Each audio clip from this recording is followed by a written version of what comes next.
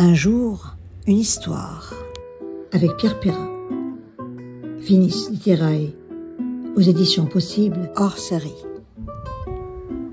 Rouge-gorge, mon frère, après toi, les poèmes que j'ai nourris à la béquée, je finirai broyé vif, sans savoir le destin de mon âme. Finis Literae, ce sont des sonnets. C'est surtout un journal des jours, ces jours convulsifs, violents, habités de faussaires, de rêveurs, de déchus. Et pourtant, Pierre Perrin met dans ses sonnets des fragments de sa propre vie.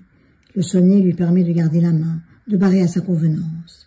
L'horizon, il le scande, selon la réalité, les guerres, la petitesse de vue, les faux amis, la gangrène d'une culture au rabais. Il y a dans ce livre l'histoire de sa propre histoire.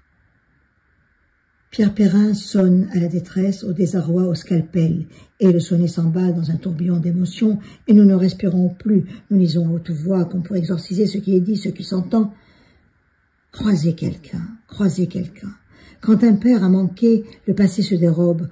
Quand un fils disparaît, l'avenir ouvre un gouffre. Qui pourrait redresser deux arbres abattus?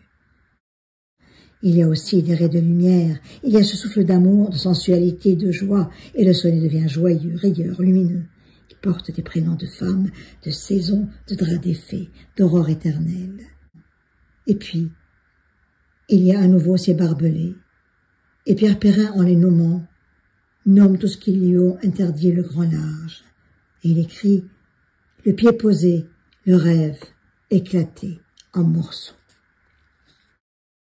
Pierre Perrin s'insurge surtout sur ceux qui font de la poésie une fonction.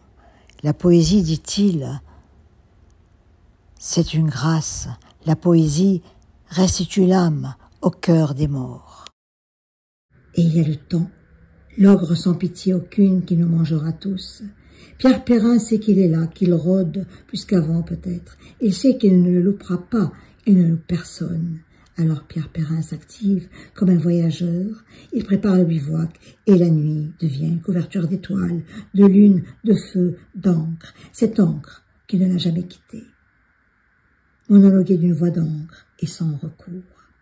Et puis, il y a l'aimée, la compagne de route, celle qui offre encre magnifique érigée en rempart contre tout ce qui peut blesser Pierre Perrin, l'attrister.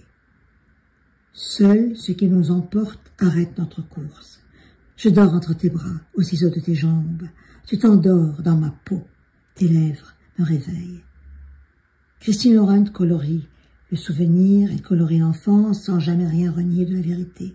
Elle permet des oasis à Pierre Perrin. Il peut s'arrêter pour souffler un peu, pour boire l'amour à la source et repartir plus léger, moins endolori.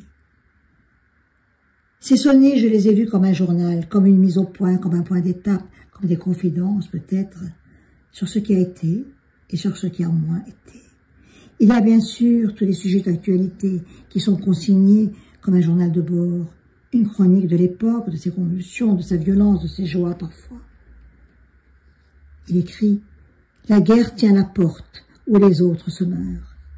Des portraits passent aussi d'une grande poésie et l'on croit reconnaître, est-ce elle ou pas. La cinquantaine en crue et le soleil décroît. La mère de deux fées, les pousse en zigzag, a croisé un poète. Il aimait les garçons. Ce fut pour elle un incendie dans la maison. Il a expiré, sans secours, sur un lit. Elle, la peau vide, un cerf-volant entre ses mains, veille sa tombe et sa mémoire, sa survie. Toute la beauté des mots de Pierre Perrin. Mais c'est surtout l'histoire de Pierre Perrin qui fait de chaque sonnet une dramaturgie, une scène unique, même si les personnages changent parfois. Pierre semble s'être calmé, et soudain nous recevons comme un boomerang. Tant de sanglots ont par la vie cassé ma voix.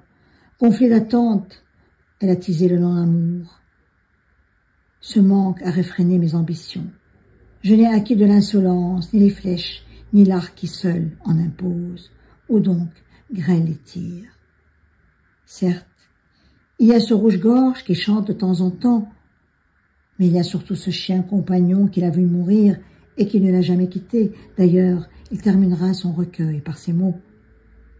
J'avais élu un chien si jeune, affectueux. Je l'avais attelé. Il m'emportait partout, à grands cris, les yeux perdus, si pleins de joie. Nous formions un duo à la vie et à la mort. J'ai 10 ans. Quand ma mère arrache le trésor, le fait tuer devant moi. Tout ce sang innocent fume encore et mon cœur n'a pas coagulé. J'ai déjà revécu.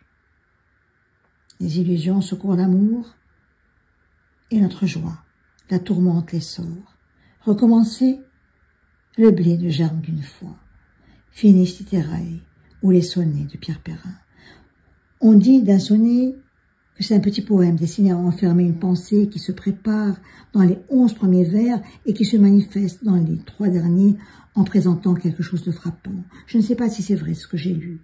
Je ne suis pas qualifiée pour parler du sonnet, mais je peux dire ce qui m'a ému, ce qui m'a frappé. Finis littérae renferme et délivre la vie de Pierre Perrin, son enfance, ses rêves, son épuisement, son amertume, sa tendresse et sa lucidité.